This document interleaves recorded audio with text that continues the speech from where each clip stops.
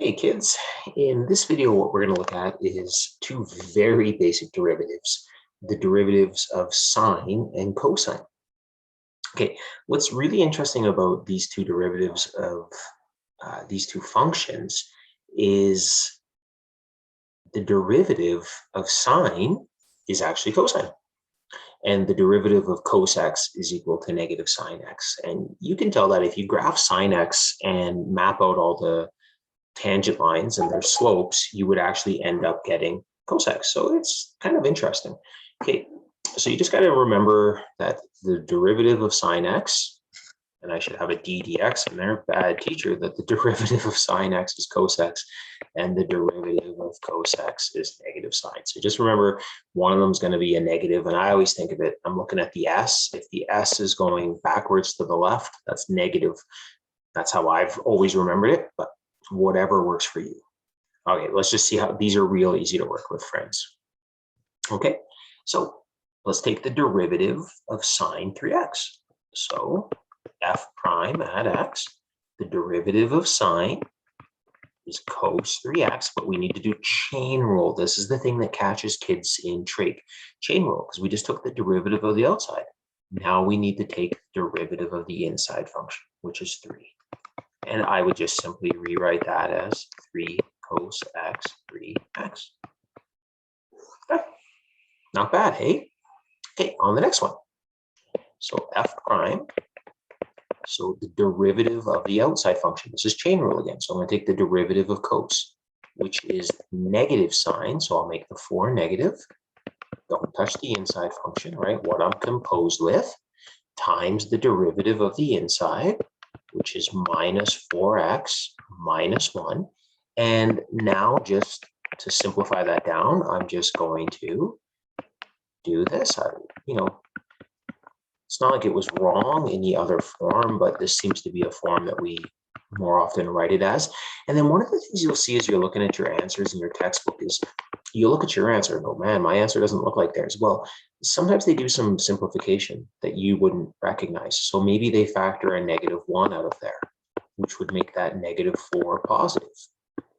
Okay, so sometimes it's a little tricky to see where they're going with their simplification, but there it is. Okay, so like I said, this isn't too bad, right? Like it's okay, but what most people miss if they get this wrong is using the chain rule. Okay, now this last one here, let's switch to this one's so awesome. We're gonna go that pretty color. Okay, first thing I want you to notice here is it's sine to the power 4 and cos to the power 5. Okay, I like to rewrite this question myself like this. Okay, I like to put that exponent of 4 outside my brackets because to me, that's going to make it just a little more clear what it is I want to do when I'm taking the derivative of this thing. So what we've really got here is we're going to have on the first two terms, power rule and chain rule. So there's actually a lot going on. So here we go. F prime at x. Well, let's take the power law.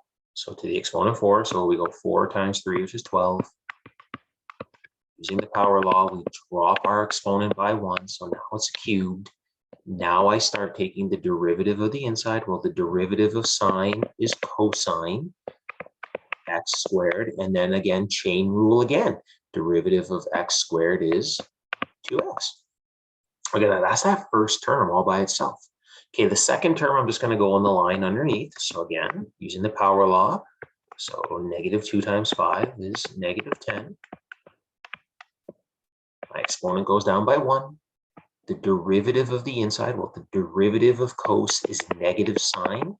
Okay, I'm going to put that in parentheses so I don't lose my negative or I don't think I'm subtracting by mistake.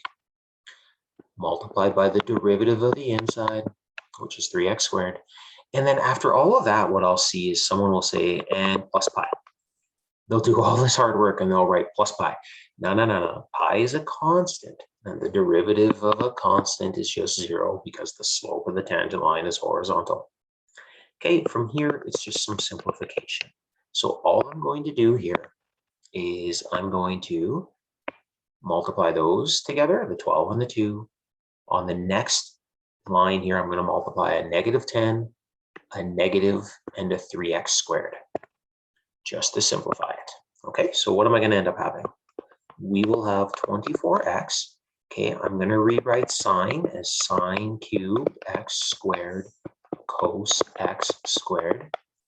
On the next line, I'm going to have a negative times a negative is a positive, and 10 multiplied by 3 is 30. So 30x squared, and it doesn't really matter the order that I write the sines and the cosines. Really, it doesn't. I'll put the cos first because it's got the higher degree, but it doesn't really matter. Just keep that in mind when you're looking at the answer key. Okay, and then maybe the last thing I want to say to myself, is there anything else I could maybe factor out of this? Yeah, you know, if I really wanted to, I could factor a 6x out of this, right? I could factor a 6x out, and that would give me this long string. One of the things, again, that might occur when you're looking at the solutions in the textbook is you do all this lovely work and you say, holy cow, my answer doesn't look anything like theirs. The textbook has sometimes uses some identities that you wouldn't see coming, kind of thing. And so just when that happens, friends, you know, don't panic about it. Just go, oh, okay, I bet you they used an identity. Okay, I would be happy if you stopped right here. Okay, so there it is. Trig derivatives, they're not that difficult, but it's just the chain rule and the simplification afterwards that can cause a little snag in your work.